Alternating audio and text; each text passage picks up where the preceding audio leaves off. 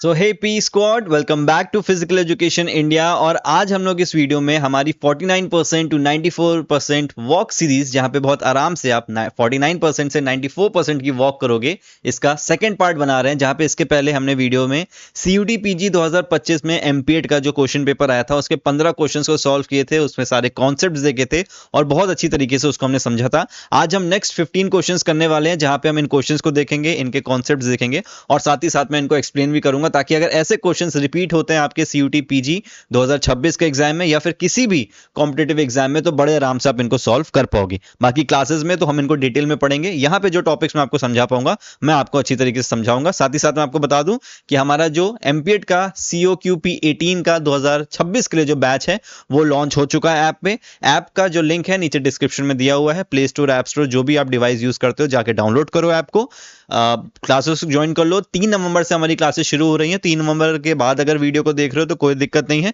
Batches में आपको जो क्लासेस है वो रिकॉर्डेड फॉर्म में मिल जाएंगी, आप उनको देख सकते हो। बाकी अभी जाओ, बैच में जाओगे तो कुछ आपको फ्री मटेरियल भी वहां पे मिल जाएगा, उसको यूज करो, उसको अटेम्प्ट करो और फिर बैचेस को ज्वाइन कर लो। तो हम लाइव क्लास में तो वहां पे आपसे मिलने वाले ही हैं, ठीक है। बाकी चलो हम क्वेश्चंस को सॉल्व करना शुरू करते हैं और साथ ही साथ सारी चीजें मैं आपको यहाँ पे बताता चलूंगा। तो लास्ट हमने 15th क्वेश्चन तक किया था, आज हम 16th क्वेश्चन तक करेंगे। तो फटाफट इस क्वेश्चन को देखो और कोशिश करो अपनी लैंग्वेज में या फिर अपनी तरीके से सॉल्व करने के लिए। मैं तो आपको इसको पूरा अच्छे से समझाने वाला ही। चलो, which of the following statement best describes the impact of culture on lifestyle. अब देखो, आपके जो COQP 18 का सिलेबस है ना, उसमें सोशलाइजेशन का एक चैप्टर दिया हुआ है, जहां पे बहुत ही बेसिक चीजों के बारे में बात होती है, जैसे कि कल्चर हो गया, रिलीजन हो गया, यूनिटी हो गई, सोलिडारिटी हो गई, ये सारी चीजों के बारे में उसमें बात होती है। तो ये उसी से रिलेटेड आपका क्वेश्चंस आते हैं और ये क्वेश्चंस फिक्स नहीं होते, इनका कोई ऐसा फैक्ट नहीं होता। भले ही हम क्लासेस में, नोट्स में समझने की कोशिश करते हैं टर्म्स को, लेकिन ये जो क्वेश्चन होते हैं बहुत ही बेसिक से होते हैं और आपको इनको सॉल्व करना होता है। तो यहां पे आपसे पूछ रहा है कि जो कल्चर होता है उसका हमारी लाइफ पे क्या इंपैक्ट पड़ता है। तो पहला ऑप्शन दिया था, it has no influence. Second, it has little influence, थोड़ा सा बदलाव लाता है। It shapes behaviour and attitudes. और चौथा बोलता है इट हैज मेजर इन्फ्लुएंस। अब देखो यहां पे बात क्या है कि जो कल्चर होता है ना, ये किसी भी तरह का इन्फ्लुएंस लेके आ सकता है, ऐसा तो नहीं है। सबसे पहली बात तो इट हैज नो इन्फ्लुएंस, ऐसा तो बिल्कुल नहीं होता भाई। कल्चर हमारी लाइफ में बहुत बड़ा एक पार्ट प्ले करता है कि हमें अपने फ्यूचर को कैसे देखना है, हमें हमारे रहने का तरीका क्या है, हमारे मैनर्स क्या है, हमारा एटीट्यूड क्या है। इन सारी चीजों को जो कल्चर है वही काइंड ऑफ कहीं ना कहीं हमारी लाइफ में उसको शेप करता है। इट हैज मेजर इन्फ्लुएंस, भाई ये भी नहीं बोल सकते हैं, हर चीज तो कल्चर की वजह से नहीं होती है, तो ये भी नहीं होगा। इट हैज लिटिल इन्फ्लुएंस, क्या ये भी टर्म ठीक लग रहा है? अगर आप थर्ड टर्म को देखोगे, it shapes behaviour and attitudes, तो ये जो पॉइंट है ये आपके इन तीनों ही पॉइंट्स को ऑलमोस्ट कवर कर लेता है ना। तो इसीलिए हम इसका जो आंसर लगाएंगे और इसका जो आंसर है that is it shapes behaviours and attitudes. तो यहां पे इसकी पूरी बात हो रही है, ठीक है। नेक्स्ट क्वेश्चन पे हम आ जाते हैं फटाफट। तो ये तो कुछ बेसिक क्वेश्चन थे, इनको आपको सॉल्व करना था। Which philosophy emphasizes the development of moral and ethical values through physical education. अब इसको सॉल्व करने के लिए मैं आपको 10 सेकंड का टाइम दूंगा, फटाफट इस क्वेश्चन को आप सॉल्व करने की ट्राई करो। एक मिनट एक मिनट एक मिनट एक मिनट। और ये क्वेश्चन इतना ज्यादा इंपॉर्टेंट है कि आप सोच नहीं सकते हो, इतने ज्यादा क्वेश्चंस आए हैं ना आपके इस पर्टिकुलर, सिर्फ इस पर्टिकुलर पार्ट से, ये प्रैग्मेटिज्म, रियलिज्म, नेचुरलिज्म और आइडियलिज्म से, कि अभी मैं आपको आगे क्वेश्चन दिखाऊंगा तो आपको ये चीज फील होगी कि यार सच में आए हैं क्वेश्चंस। चलो फटाफट इसको देखो। Which philosophy emphasizes the development of moral and ethical values. अब यहां पे आपको करना कुछ नहीं है, सिर्फ और सिर्फ कीवर्ड्स पकड़ो, मॉरल एंड एथिकल वैल्यूज की बात यहां पे हो रही है। अब अगर आपको इन सारी फिलोसफीज के बारे में पता है और अगर आपने पढ़ा है तो आपको पता होगा, जो प्रैग्मेटिज्म है ये आपका किसने दी थी? जॉन डेवी ने दी थी, ठीक है। इनके नाम भी बहुत इंपॉर्टेंट है। रियलिज्म आपके एरिस्टोटल ने दी थी, एरिस्टोटल, एक मिनट, एरिस्टोटल, ठीक है। नेचुरलिज्म आपके दी थी रूसो ने, ठीक है। स्पेलिंग अगर गलत हो तो प्लीज चेक कर लेना, मेरे ख्याल से स्पेलिंग गलत होगी है, ठीक है। फिर अब समझ जाना, रूसो लिखा है। और आइडियलिज्म आपकी दी थी प्लेटो ने, ठीक है। अब इन्होंने क्या बोला था? जॉन डीवी की जो प्रैग्मेटिज्म थी इनमें इन्होंने बोला था लर्निंग बाय डूइंग, ठीक है। तो L/D लिख देता हूं, समझ जाना, लर्निंग बाय डूइंग यानी कि करके किसी चीज को सीखना, या फिर एक्सपीरियंस करना, किसी चीज को एक्सपीरियंस करो फिर सीखो, या फिर ट्रायल एंड एरर यानी कि चीजों को करो, गलत करो और फिर उनसे सीखो। इसीलिए ये जो प्रेगमेटिज्म है इसको एक्सपेरिमेंटलिज्म भी बोला जाता है, क्योंकि ये एक्सपीरियंस के ऊपर या फिर एक्सपेरिमेंट के ऊपर बेस्ड ये होती है। फिर आपका रियलिज्म था। एरिस्टोटल ने रियलिज्म में क्या बोला, इन्होंने बात करी थी कि रियलिटी की, ठीक है, रियलिटी यानी कि जो चीजें आपको संसार में दिख रही हैं, ये सारी इनकी फिलॉसफीज थी जिन्होंने अलग अलग तरीके से दुनिया को समझा था और दुनिया को समझाने की कोशिश करी थी। तो एरिस्टोटल ने रियलिज्म फिलॉसफी दी थी और उसमें रियलिज्म में इन्होंने बोला था कि जो रियलिटी है, जो चीजें आपको आपके सामने दिख रही हैं, यानी कि ये पेन जिससे मैं लिख रहा हूं, ये लैपटॉप जिसमें मैं पढ़ा रहा हूं, ये फोन जिससे मैं रिकॉर्ड कर रहा हूं, ये लाइट, ये सारी चीजें, यही सारी सच्चाई है दुनिया की, और कुछ भी सच्चाई नहीं है। और बेसिकली इन्होंने एक टर्म यूज किया था साइंटिफिक, कि भाई जो चीजें साइंटिफिक तरीकों से आप देख पा रहे हो, समझ पा रहे हो, यही सच्चाई है और कोई दुनिया की सच्चाई खास नहीं है, ठीक है। थर्ड फिर आया था नेचुरलिज्म। ये किसने दी थी? रूसो ने दी थी। इन्होंने बात करी थी कि भाई सारी चीजें जो है वो नेचर के ऊपर बेस्ड है, नेचर जो चीजें आपको दे रहा है वही सच्चाई है, कोई साइंटिफिक तरीका नहीं है, कोई एक्सपीरियंस नहीं, कुछ नहीं, नेचर ने जो हमें दिया है बस वही सारी सच्चाई है और कुछ यहां पे अलग नहीं है। और लास्ट जो था आइडियलिज्म, जो कि प्लेटो ने दी थी, इसमें इन्होंने बात करी थी आइडियाज के बारे में, कि भाई एक दिमाग, एक इंसान के दिमाग में जो आइडियाज हैं, जो सोच है, जो उसके विचार हैं, वही दुनिया की सच्चाई बनाती है और कोई चीज सच्चाई दुनिया को नहीं बनाती है। अब यहां पे एक चीज देखने वाली है कि ये जो रियलिज्म है और ये जो आइडियलिज्म है, ये दोनों एक दूसरे के क्या थे? ये दोनों एक दूसरे के कॉन्ट्राडिक्टरी हैं। कॉन्ट्राडिक्टरी का क्या मतलब होता है? कि दो चीजें जो आपस में अगेंस्ट होती हैं। तो रियलिज्म में अरिस्टोटल ने क्या बोला था कि जो दुनिया की सच्चाई है वो साइंटिफिक बेस्ड है और इंसान के दिमाग है, उनका सोच विचार से कोई मतलब नहीं होता है। जबकि आइडियलिज्म क्या बोलता है कि दुनिया की जो फिजिकल चीजें ये कुछ नहीं है, इंसान की जो सोच है वही सब कुछ है। इसलिए दोनों जो है कॉन्ट्राडिक्टरी हैं और ये एक दूसरे के अपोजिट बात करती है। अब आप यहाँ पे मॉरल और एथिकल वैल्यूज को अगर आप देखोगे तो ये कहां रिलेट हो रही हैं? ये रिलेट कर रही हैं आइडियाज से। तो इसका जो सही आंसर है वो है आपका आइडियलिज्म। तो मॉरल और एथिकल वैल्यूज की जहां बात होती है, वहां पे जो फिलॉसफी यूज हो रही है फिजिकल एजुकेशन के अंदर, वो आपकी आइडियलिज्म यूज हो रही है। ये जो फिलॉसफीज हैं ये बहुत कॉमन फिलॉसफीज हैं। ये एजुकेशन सब्जेक्ट में, सोशियोलॉजी सब्जेक्ट में, सोशल साइंस सब्जेक्ट में, हर जगह फिलॉसफीज अप्लाई होती हैं। तो हम इसको फिजिकल एजुकेशन में भी अप्लाई करते हैं। चलो अब ये क्वेश्चन का आंसर करो। आपका ये एनाटॉमी सब्जेक्ट फिलॉसफी सब्जेक्ट का, सॉरी फिलॉसफी नहीं, फिजियोलॉजी का है। चलो एनाटॉमी एंड फिजियोलॉजी का ये, फटाफट इसको सॉल्व करने की कोशिश करो। विच ग्लैंड्स रिलीजेस और कंट्रोल्स द ऑक्सीटोसिन हार्मोन? चलो ये बताना कि ऑक्सीटोसिन हार्मोन जो है ये कौन सा ग्लैंड रिलीज करता है। अगर आपको पता हो तो ऑक्सीटोसिन को हम लोग लव हार्मोन भी बोलते हैं, या फिर हम इसको कडल हार्मोन भी बोलते हैं। अभी क्यों बोलते हैं अभी मैं आपको समझाऊंगा। चलो, जो पीनियल ग्लैंड होता है, ठीक है, पीनियल ग्लैंड से हम स्टार्ट करते हैं। पीनियल ग्लैंड जो हमारा ये होता है, ये बेसिकली होता है हमारे ब्रेन में, ठीक है। एक बहुत ही छोटा सा ग्लैंड होता है जो कि हमारी ब्रेन में होता है, और इसका काम होता है मेलाटोनिन को प्रोड्यूस करना, ठीक है। मेलाटोनिन हार्मोन को प्रोड्यूस करता है। मेलाटोनिन क्या होता है? मेलाटोनिन का काम होता है हमारी सर्काडियन रिदम, या फिर और सिंपल भाषा में चाहो समझना तो स्लीप और वेक साइकिल जो हमारी होती है ना, कि हमें कब सोना है, कब उठना है, ये हमारा मेलाटोनिन हार्मोन जो होता है वो कंट्रोल करता है। और इसको रिलीज कौन करता है? पीनियल ग्लैंड जो कि ब्रेन में होता है, ये इसको रिलीज करता है। तो ये तो इसका आंसर नहीं है। एड्रिनल ग्लैंड ये कहां होता है? ये हमारी किडनी के जस्ट ऊपर होता है, और इसका काम होता है एड्रिनलिन को रिलीज करना, ठीक है। ये क्या रिलीज करता है? एड्रेनलिन। अब एड्रेनलिन क्या होता है भाई? ये आपने बहुत बार एक्सपीरियंस किया होगा। मानो कि आप कहीं से निकले और आपने देखा कि कहीं आपने थोड़ा दूर देखा, 50 मीटर दूर, कि आपके दोस्त की पिटाई हो रही है।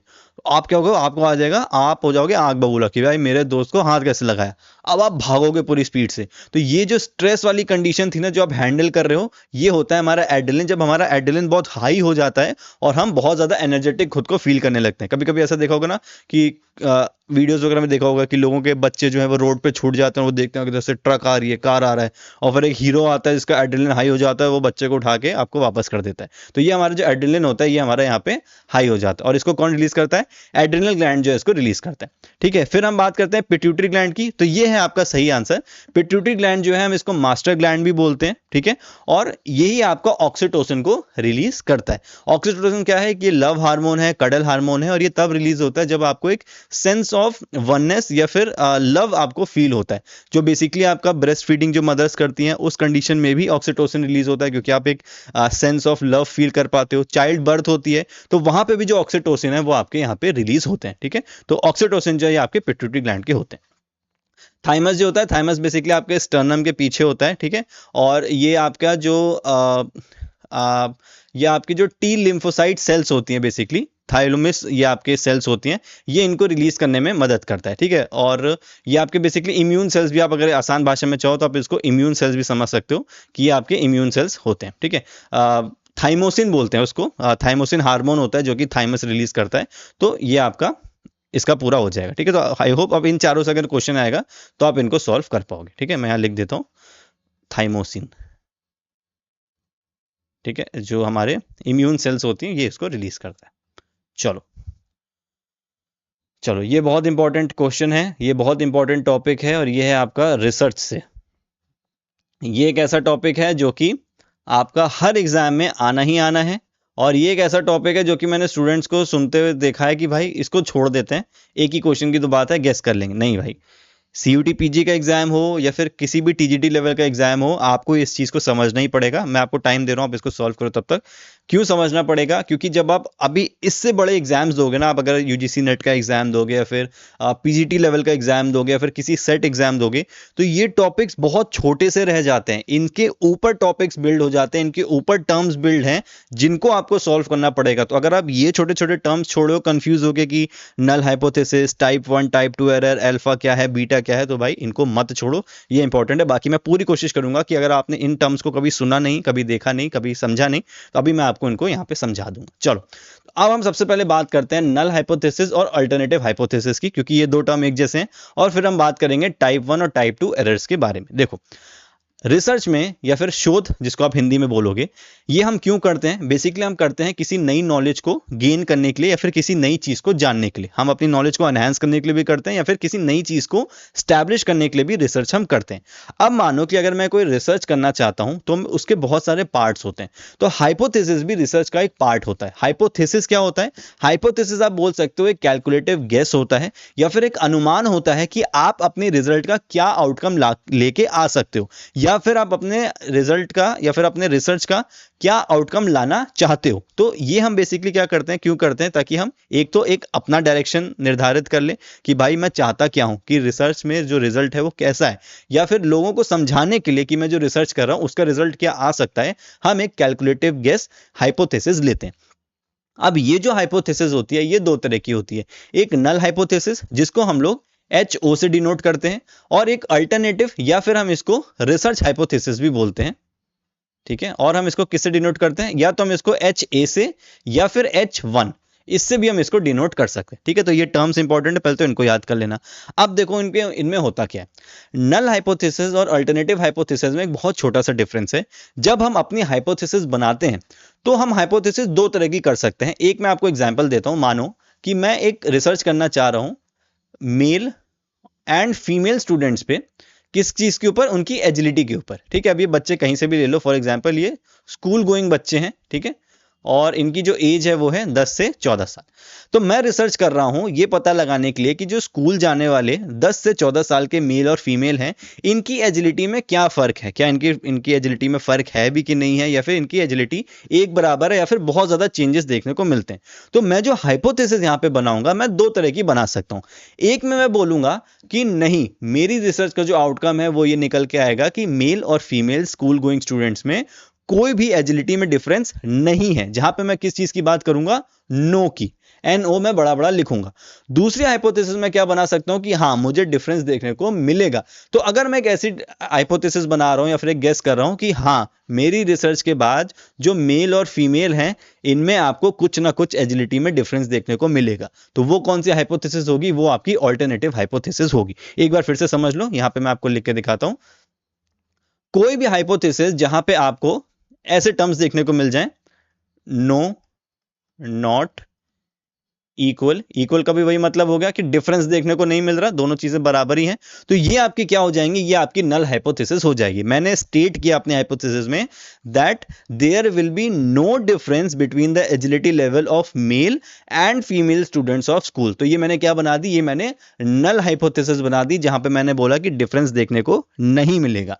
उसी के अगेंस्ट में ऑल्टरनेटिव हाइपोथेसिस क्या होती है, जहां पे मैं बोलूंगा that there will be a significant difference between the agility level of male and female. मैंने अपनी हाइपोथेसिस में बोला कि भाई मेरी रिसर्च के बाद तुम्हें यह पता चलेगा कि मेल और फीमेल में जो एजिलिटी है उसमें डिफरेंस होता है, और उसको हम क्या बोलते हैं, ऑल्टरनेटेड या फिर रिसर्च हाइपोथेसिस हम बोलते हैं। अब इनके सामने पढ़ो क्या लिखा है, the hypothesis that are proposed with the intent of receiving a rejection for them, और दूसरा लिखा है the hypothesis that indicates the relationship between variables और द डिफरेंस बिटवीन मीन्स। अब देखो यहां पे आपको क्या समझना है, सबसे पहली चीज कि नल हाइपोथेसिस को बेसिकली हम क्यों करते हैं, हम इसको रिजेक्ट करने की कोशिश यहां पे करते हैं। क्यों हम इसको रिजेक्ट करते हैं, यानी कि हम बोलना चाहते हैं कि जो नो की हमने बात करी कि मेल फीमेल में कोई डिफरेंस नहीं होगा, हम इसको रिजेक्ट करना चाहते हैं, जिसका मतलब क्या है, बेसिकली हम बात कर रहे हैं कि हाँ उन दोनों के बीच में डिफरेंस होगा।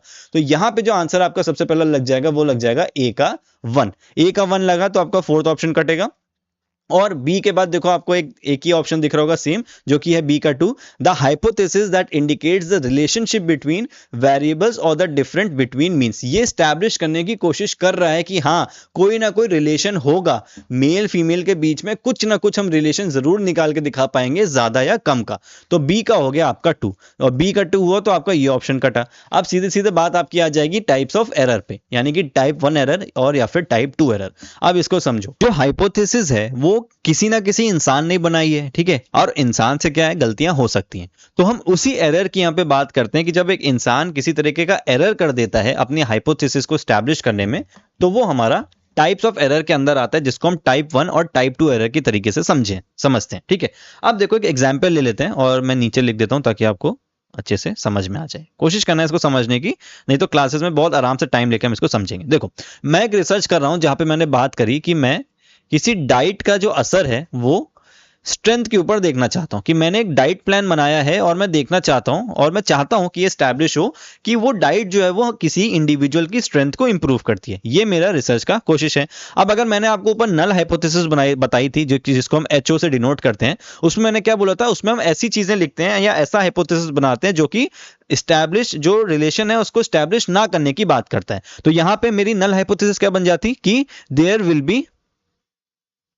देयर, अगर मेरे लिखने से पहले आप बोल देते हो कि हाँ ये है, तो आप इसका मतलब समझ गए, there will be no relationship, ठीक है। यानी कि नल हाइपोथेसिस ये बात मेरी बोल रही है कि डाइट में और मेरी जो स्ट्रेंथ है, यानी कि मेरा जो डाइट प्रोग्राम है, स्ट्रेंथ में कोई भी यहां पे रिलेशन देखने को नहीं मिलेगा, यानी कि कोई असर यहां पे मेरी डाइट का स्ट्रेंथ पे देखने को नहीं मिलेगा।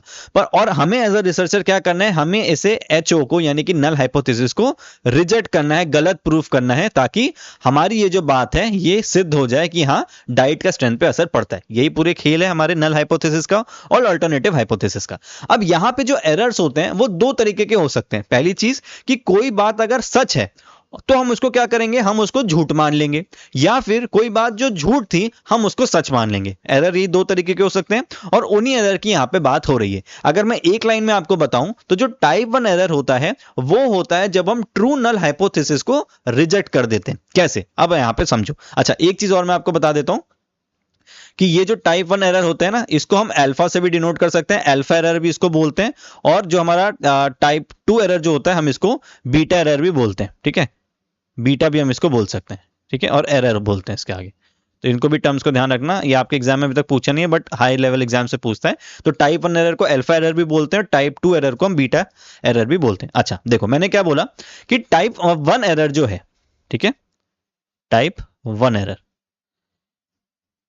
इसमें क्या होता है जब हम ट्रू नल हाइपोथेसिस को रिजेक्ट कर देते हैं। मेरी बात बहुत ध्यान से सुनना वरना मिस कर जाओगे, समझ नहीं आएगा। जब हम ट्रू नल हाइपोथेसिस को रिजेक्ट करते हैं, यानी कि जो नो वाली बात थी ये नल हाइपोथेसिस हो गया, और ये बात ट्रू थी यानी कि ये बात सच हो गई, ठीक है। नो वाली जो बात थी वो सच प्रूव हो गई। इसका मतलब क्या था कि जो मेरी डाइट है उसका स्ट्रेंथ के ऊपर असर देखने को नहीं मिला। नो का मतलब हो गया ट्रू। लेकिन हमने टाइप 1 एरर क्या कर दिया कि हमने इस बात को रिजेक्ट कर दिया, और हमने क्या मान लिया कि जब एक्चुअली में डाइट का स्ट्रेंथ के ऊपर असर नहीं पड़ रहा था, उस समय हमने क्या किया, हमने मान लिया कि डाइट का स्ट्रेंथ के ऊपर असर पड़ रहा है। और जब हम ऐसी गलती करते हैं कि हम ट्रू नल हाइपोथेसिस को रिजेक्ट कर देते हैं तो हम टाइप 1 एरर करते हैं। उसी के अपोजिट में बात आती है आपके टाइप 2 एरर की, ध्यान से समझना, बहुत इजी हो जाएगा।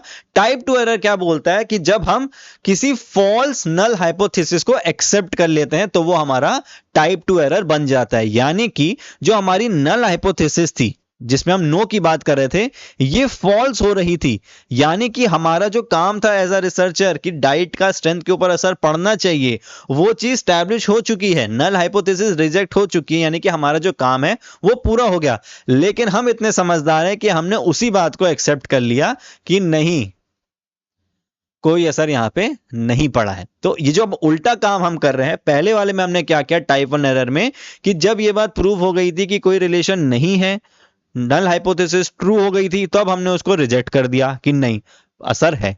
जब सेकंड वाले में नल हाइपोथेसिस फॉल्स हो गई, यानी कि हमारा काम हो चुका है कि भैया हमने कर दिया हम जो प्रूफ करना चाहते हैं, यहां पे असर देखने को मिल गया, हमने उस समय क्या किया, हमने नल हाइपोथेसिस को एक्सेप्ट कर लिया कि भैया कोई असर यहां पे देखने को नहीं मिला। तो जस्ट उल्टी बातें हो रही हैं, मतलब कि वाइस वर्सा, उल्टी बातें वो समझना कि वोमिटिंग हो रही है। हो सकता है मे भी इतना ज्यादा कंफ्यूजन आपको हो गया होगा तो दिमाग में हो रही होगी, बट कोई बात नहीं, ये अक्षय कुमार वाला उल्टी हो गई है, मतलब कि दोनों बातें यहाँ पे एक दूसरे को वाइस वर्सा बात कर रही है। ठीक है, तो टाइप 1 एरर यहाँ पे देखो क्या हो जाएगा, if the hypothesis is rejected when it is actually true. तो हमने ये बात करी थी कि नल हाइपोथेसिस ट्रू हो रही थी और हमने उसको रिजेक्ट कर दिया, तो ए का क्या हो जाएगा 4, ए का 4 होगा तो आपका यहाँ पे, सॉरी सी का 4 होगा तो आपका आंसर हो जाएगा यहाँ पे 3rd। ठीक है, चलो आई होप आपको समझ में आया होगा। अगर समझ में नहीं आया तो आप ऐसा समझ सकते हो कि जल्दबाजी में या फिर आप पहली बार पढ़ रहे तो मे भी आपको थोड़ा सा दिक्कत हुई हो समझने में। क्लासेस में आ जाना, सारी चीजें बहुत अच्छी तरीके से समझ में आ जाएंगी। और अगर समझ में आ गया तो प्लीज कमेंट कर देना, ताकि मुझे ऐसा लगे कि चलो मैंने जो आपको समझाने की कोशिश करी वो एक्चुअली में पॉजिटिव क्रिएट हुई। और चैनल को सब्सक्राइब कर लेना अगर अभी तक नहीं किया है तो। चलो इसको आंसर करो फटाफट, 10 सेकंड का टाइम दूंगा, ये तो इजिली आपसे मेरे ख्याल से सॉल्व हो जाना चाहिए। Which amongst the following muscles are the hamstring group? hamstring आपको पता है क्या होती है? अगर आपको नहीं पता तो quadriceps आपको पता होंगी, जो आपकी थाइज मसल्स होती हैं, उसके पीछे जो आपका लेग का जो मसल ग्रुप होता है वो आपका हैमस्ट्रिंग ग्रुप होता है। ठीक है, और इसमें कौन कौन सी मसल्स आती हैं?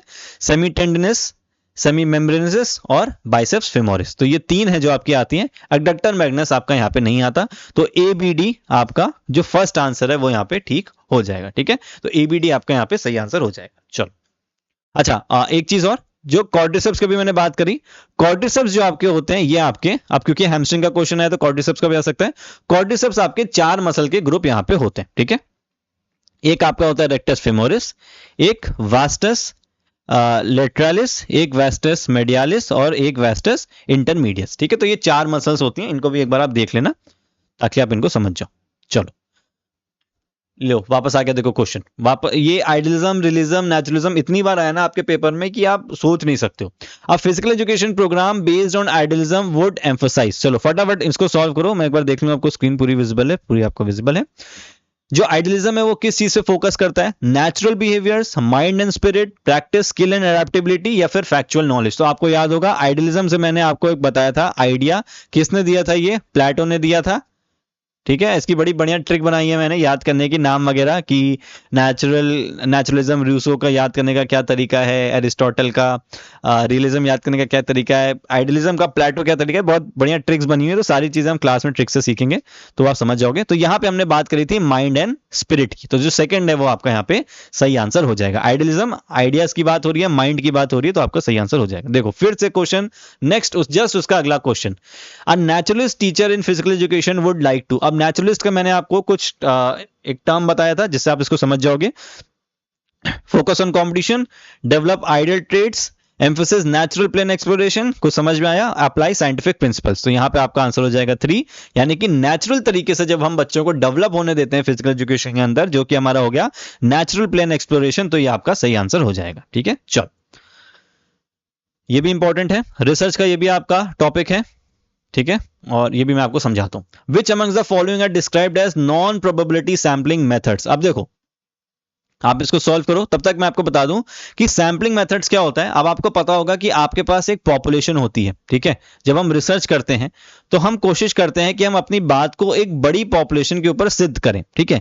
लेकिन क्या ये चीज पॉपुलेशन है कि जितने लोग हैं हम उनके ऊपर अपनी रिसर्च कर सकते हैं? क्या हमारे पास इतना टाइम है, क्या हमारे पास इतना पैसा है, हमारे पास इतना इक्विपमेंट है कि हम इन सारी चीजों को कर पाए, और या फिर सबके ऊपर हम अपना एक्सपेरिमेंट कर पाए और फिर अपना रिजल्ट देख पाए? नहीं, हम सबके ऊपर नहीं कर सकते, है ना। तो हम क्या करते हैं, हम इस पॉपुलेशन में से एक छोटा सा टुकड़ा निकालते हैं, जिसको हम क्या बोलते हैं, हम इसको सैंपल बोलते हैं, और इनके ऊपर हम अपना टेस्ट करते हैं, और हम ये मान लेते हैं कि हमने ये जो सैंपल सेलेक्ट किया है ये इसी पॉपुलेशन को रिप्रेजेंट करता है, और इसके ऊपर जो रिजल्ट निकलेगा, यानी कि यहां पे जो रिजल्ट निकलेगा, हम उसको पॉपुलेशन के ऊपर भी जनरलाइज करके मान सकते हैं कि पूरी पॉपुलेशन वैसी होगी। ये वैसे ही एक बड़ा फेमस एग्जाम्पल चलता है हमारे फिजिकल एजुकेशन में, चावल वाला, कि जब आप कुकर में चावल पकाते हो तो आप सारे चावलों को नहीं देखते हो, आप सिर्फ एक दो दानों को तोड़ के देखते हो कि वो पक गए हैं कि नहीं, सॉफ्ट हो गए हैं कि नहीं, और आप जनरलाइज कर लेते हो कि जो पूरे चावल है, यानी कि जो पूरी पॉपुलेशन है, वो आपकी सैंपल की तरह ही सॉफ्ट हो गए। तो यहां पे ये काम है। सैंपलिंग मेथड्स क्या होते हैं कि आपको इस पॉपुलेशन में से अब जो लोग निकालने हैं अपनी रिसर्च के लिए, उनको निकालने का आपका तरीका क्या होगा, उसको हम क्या बोलते हैं, हम उसको सैंपलिंग मेथड्स बोलते हैं। अब ये जो आपका सैंपलिंग मेथड है ये दो तरीके का होता है। एक तो यहां पे आपके सामने लिखा है नॉन प्रोबेबिलिटी, और दूसरा जो होता है दैट इज प्रोबेबिलिटी। क्या मतलब होता है, बहुत आसान भाषा में बताता हूं, समझ जाओ।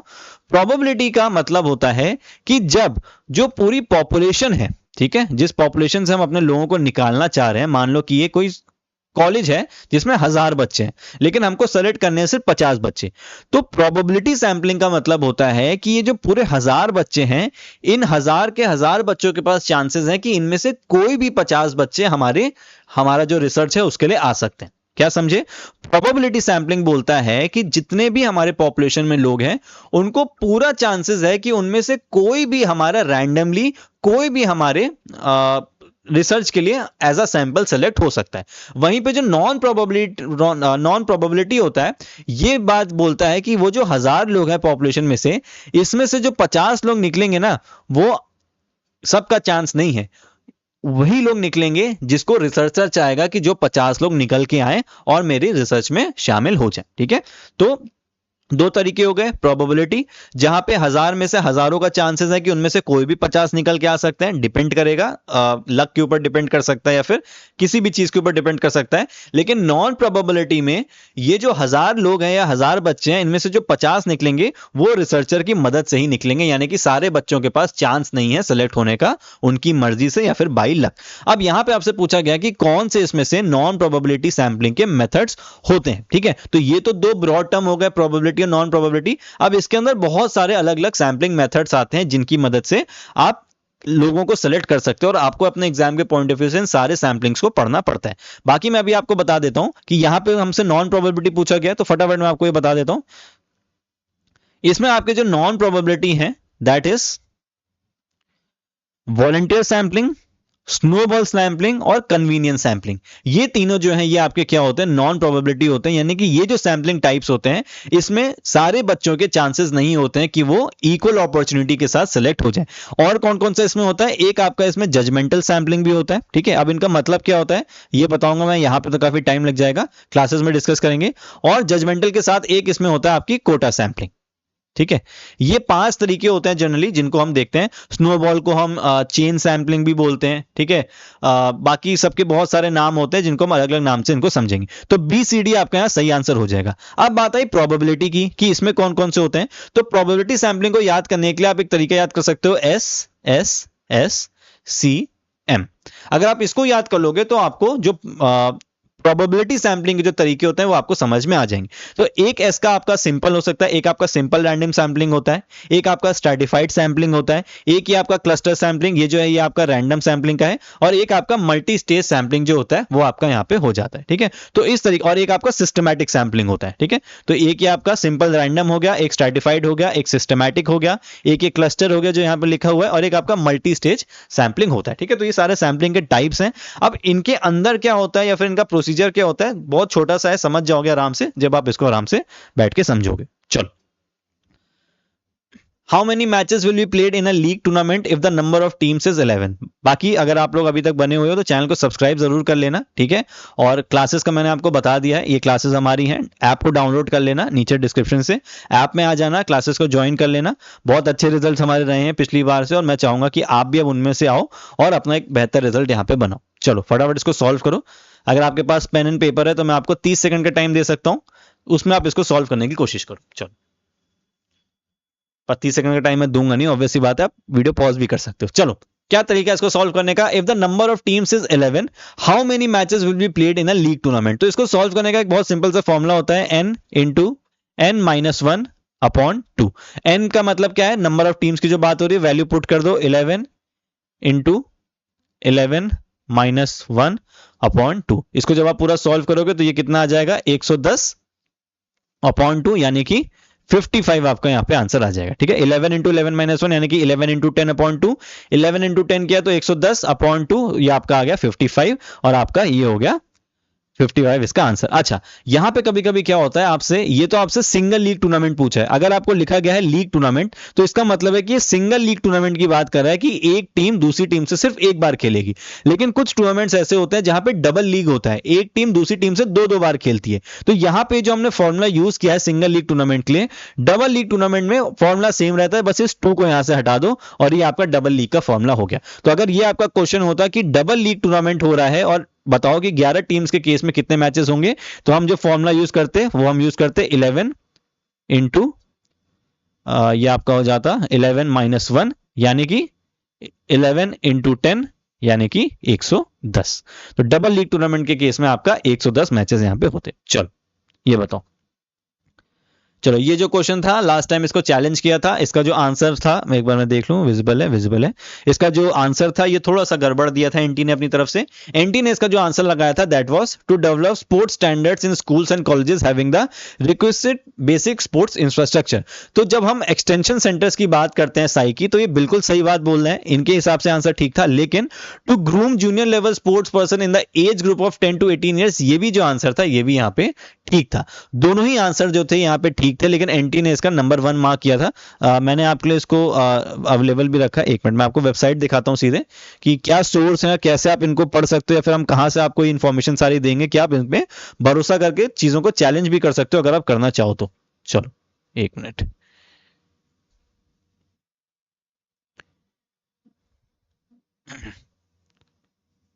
एक मिनट विजिबल होगा आपको?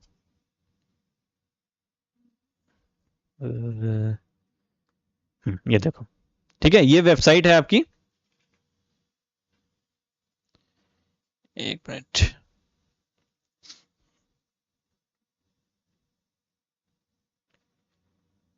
ठीक है, ये देखो, ये आपकी पूरी वेबसाइट है, ठीक है। और ये आपका देखो STC, extension centres of STC, जिसके यहाँ पे आपसे क्वेश्चन पूछा गया था, एक्सटेंशन सेंटर्स ऑफ एसटीसी, यहाँ पे क्वेश्चन पूछा गया था। और अगर आप इसको देखोगे वापस वेबसाइट में जाके, तो यहाँ पे ये पॉइंट जो है तो लिखा हुआ है, ठीक है, extension centres STC school and colleges for wider range coverage, ठीक है। तो स्कूल एंड कॉलेजेस यानी कि इनका जो पहला पॉइंट था वो तो ठीक है, लेकिन यहाँ पे देखो 10 to 18 ईयर्स वाली बात भी यहाँ पे इनकी बोली गई है, ठीक है। अब थोड़ा सा जो डिफरेंस अगर आप इसको देखोगे तो यहाँ पे जो सेम पॉइंट है, ये जो हमारे एसटीसी सेंटर्स हैं उसके लिए भी बोली गई है। ये जो देखो यहाँ पे आपके एसटीसी सेंटर्स हैं, इनके लिए भी ये बात बोली गई है, और एक्सटेंशन सेंटर्स ऑफ एसटीसी, इसमें भी ये एज ग्रुप जो है वो दिया गया है। थोड़ा सा जो फर्क था वो यहाँ पे ग्रूमिंग का फर्क था, लेकिन बात वही हो रही है। यहां पे भी आप 10 से 18 साल के बच्चों को ग्रूम ही कर रहे हो, और यहां पे भी 10 से 18 साल के बच्चों को ग्रूम ही कर रहे हो। तो दोनों कंडीशन में जो आपका पॉइंट था वो सेम था, लेकिन हम इससे ये चीज समझ सकते हैं कि अगर आप इस बार ये क्वेश्चन आता है तो एनटी के हिसाब से आपको किस आंसर पे जाना है, वो आपको इस वाले ऑप्शन पे जाना है, एसटीसी सेंटर के केस में या फिर एक्सटेंशन सेंटर्स के केस में। तो इसीलिए पीवाईक्यूज इंपॉर्टेंट होते हैं ताकि आप ये चीज भी समझ पाओ। बाकी देखो ये आपका ये जो to scout sports talent in the age group of 18 to 14 years, ये आपका एनएसटीसी का है, national sports talent contest scheme जो होती है उससे रिलेट करता है। और ये जो आपका ओलंपिक और इंटरनेशनल इवेंट्स के लिए रेडी करने वाली बात है, ये आपका एनसीओई के अंदर ही आता है, ठीक है, नेशनल सेंटर ऑफ एक्सीलेंस के अंदर ही आता है। बाकी हम इसको क्लास में अच्छे से पढ़ेंगे, तो आप इसकी टेंशन मत लो। सिर्फ मैं चाहता हूं कि आप इन चीजों को समझ जाओगे किस तरीके से आपसे पूछे जाते हैं। चलो, आई होप ये समझ में आ गया होगा, आगे बढ़ते हैं। Erythropoietin is used by some athletes to. अब एरिथ्रोपोइटीन क्या होता है आपको समझना चाहिए। तो ये एक हार्मोन होता है जो कि हमारी किडनी से रिलीज होता है, और ये कब होता है, जब हमारी बॉडी में आरबीसीज की जो मात्रा होती है वो कम होने लगती है, तो हमारी किडनी ईपीओ को रिलीज करती है ताकि ये हमारी बॉडी में वापस जो आरबीसीज है उसका जो काउंट है वो वापस बढ़ा दे और हमारी बॉडी में जो ऑक्सीजन की मात्रा है वो हमारा लेवल हो जाए, है ना। इसका क्या तरीका है, लोग इसको क्यों यूज करते हैं? इंक्रीज मसल मास नहीं होगा, रिड्यूस एंजाइटी नहीं होगा, प्रमोट रिलैक्सेशन नहीं होगा, regulate the production of RBC. तो वही बात यहां पे है कि जो एथलीट्स होते हैं वो एरिथ्रोपोइटीन का यूज करते हैं, ठीक है। ये काइंड ऑफ आपका डोपिंग के केस में भी आ सकता है, ठीक है, जो कि पकड़ा जा सकता है आपके अंदर, और ये आपका क्या मदद करता है, आरबीसी को एनहांस करने में मदद करता है। चलो, ये आपका बहुत फैक्चुअल सा क्वेश्चन है। Glasgow, Gold Coast, Birmingham, Victoria, Commonwealth Games की यहाँ पे बात हो रही है और उनके होस्ट सिटी के बारे में बात हो रही है, और इनके ईयर कब है ये चीज आपसे पूछी गई है। तो ये कब होस्ट हुए थे ये आपको पता होना चाहिए। तो ग्लासगो, गोल्ड कोस्ट हो गया, बर्मिंगम हो गया, विक्टोरिया हो गया। तो इसको आपको यहाँ पे सॉल्व करना है। चलो कोशिश करो इसको सॉल्व करने की। अगर आपको लेटेस्ट के बारे में पता होगा तो आप इसको बड़े इजीली सॉल्व कर पाओगे कि लेटेस्ट अभी कहां पे हुए थे। अगर आपको वो पता था 2022 वाले जो आपके हुए हैं लेटेस्ट, अगर आप इनको जानते हो तो आप बड़े इजीली इस क्वेश्चन को आंसर कर सकते थे। चलो, बर्मिंगम में हुए थे, अगर आपको थोड़ी सी इसकी नॉलेज हो। अगर आपको यही सिर्फ पता था तो आपका आंसर देखो यहाँ पे सी का 2 पता चल जाएगा। ए का 1 था, ग्लासगो वाले 2014 में हुए, गोल्ड कोस्ट 2018 में हुए थे, और विक्टोरिया वाले आपके 1994 में हुए थे। तो आपका ये आंसर ठीक हो जाएगा। अब ये फैक्चुअल चीजें हैं, ये आपको रिवाइज करनी पड़ेंगी और थोड़ी बहुत याद करनी पड़ेंगी। अब जैसे ओलंपिक्स के क्वेश्चंस काफी आते हैं तो वो आपको पता यहाँ पे होने चाहिए। चलो, dash is defined as the motor procedure for tackling a motor task. किसी मोटर टास्क को टैकल करने के लिए, ठीक है, कोई आप टास्क कर रहे हो जो कि आपके मोटर एबिलिटीज के ऊपर डिपेंड करता है, इसको टैकल करने के लिए आप किस चीज का यहाँ पे यूज करोगे? क्या स्टाइल का यूज करोगे? स्टाइल क्या होता है अब आपको पता होंगे ना कि हमारे गेम्स की अलग अलग स्किल होती है। उस स्किल को करने का लोग का जो अपना यूनिक तरीका होता है उसको हम क्या बोलते हैं? स्टाइल बोलते हैं, ठीक है। तो यूनिकनेस जो होती है वो हमारा क्या होती है? वो हमारी स्टाइल होती है। अब विराट कोहली की कवर ड्राइव है, बुमराह का एक्शन है, ये सब क्या है? ये सब स्टाइल है, यूनिकनेस है जो कि हर प्लेयर के स्किल के अलग अलग उसको बनाती है। टैक्टिक्स, ये तो आपके शॉर्ट टर्म स्ट्रैटेजीज हो गई, या फिर जो आप इन गेम अपने डिसीजंस लेते हो, ये तो वो हो गया। तो ये नहीं हो सकता और ये नहीं हो सकता। अब बात फंसेगी स्किल और टेक्निक पे। तो अगर आप इसको देखो, skill is defined as the motor procedure of tackling a motor task. देखो स्किल क्या है? स्किल तो फिक्स्ड होती है। किसी भी गेम की कोई स्किल है तो वो फिक्स, चलो फिक्स नहीं होगी बट काइंड ऑफ वो इंडिविजुअली डिपेंड करेगी। लेकिन जब हम टेक्निक की बात करते हैं, अगर अब इसको आप पढ़ो, technique is defined as the motor procedure of for tackling a motor task. तो टेक्निक ही वो तरीका होता है कि जब हम मोटर टास्क को किस तरीके से टैकल कर सकते हैं। अगर आपकी टेक्निक अच्छी नहीं है तो फिर आप किसी भी टास्क को सही तरीके से परफॉर्म नहीं कर पाओगे। स्किल की बात तो है, तो ये भी स्किल जो आपका ये इंडिविजुअल लेवल पे डिफर कर सकता है। किसी का स्किल सेट बहुत अच्छा होता है, किसी का स्किल सेट बहुत अच्छा नहीं होता है। तो ये तो थोड़ी सी बात की बात हो गई। जो मेन चीज है, जो आपका बेस है, जो आपके किसी पर्टिकुलर स्किल का जो बेस बनाती है, दैट इज टेक्निक। अगर आपकी टेक्निक ही अच्छी नहीं होगी तो आप अपने मोटर टास्क को कभी भी टैकल नहीं कर पाओगे, ठीक है। बाकी स्पोर्ट्स ट्रेनिंग में पढ़ते हैं ये सारी चीजें, तो वहां पे हम इसको एक बार अच्छे से देख लेंगे। चलो फिर से देखो, चौथा क्वेश्चन आ गया इतनी देर में। Which philosophy valued scientific and empirical approach to physical education. Scientific term मैंने आपको बताया था, वापस मुझे बताने की जरूरत नहीं है। रियलिज्म में हमने बात करी थी कि साइंटिफिक तरीके से ये चीजों को देखता है, ठीक है। चलो, Which of the following test is not included in the JCR test? जो ये टेस्ट है इसी में इसका नाम है और यहाँ पे कुछ भी अलग कुछ भी नहीं होता है, ठीक है। तो देखो, जो JCR टेस्ट था ये आपका 1947 में आया था और बी फिलिप ने इस टेस्ट को दिया था, ठीक है। अब इसमें जो नाम है इसे याद कर लो, JCR। जे का मतलब होता है जंप, ठीक है। सी का मतलब होता है चिनअप्स और आर का मतलब होता है रन या फिर शटल रन आप बोल सकते हो। तो क्या क्या हो गया? जंप में वर्टिकल जंप हो गया 1, अच्छा नॉट पूछा है ना तो सीधे सीधे एक लगा दो। जंप हो गया, जंप्स हो गए, चिनअप हो गया, शटल रन हो गया। तो बैलेंस टेस्ट आपका JCR टेस्ट के अंदर नहीं होता। तो JCR का मतलब ये जंप, चिनअप और रन। तो जंप आपका वर्टिकल जंप है, चिनअप्स आपके चिनअप्स हैं और रन आपके शटल रन है, ठीक है। चलो, आई होप आपको ये क्वेश्चन समझ में आए होंगे, आपके कुछ कॉन्सेप्ट्स क्लियर हुए होंगे।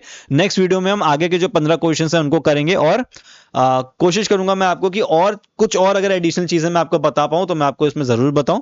बाकी आपको वीडियो कैसा लगा आप कमेंट कर सकते हो, कोई अगर डाउट हो तो आप पूछ सकते हो। चैनल को सब्सक्राइब कर देना अगर आपने अभी तक नहीं किया है तो। चलो मिलते हैं हम लोग अगले वीडियो में जल्दी, तब तक अपना ध्यान रखो।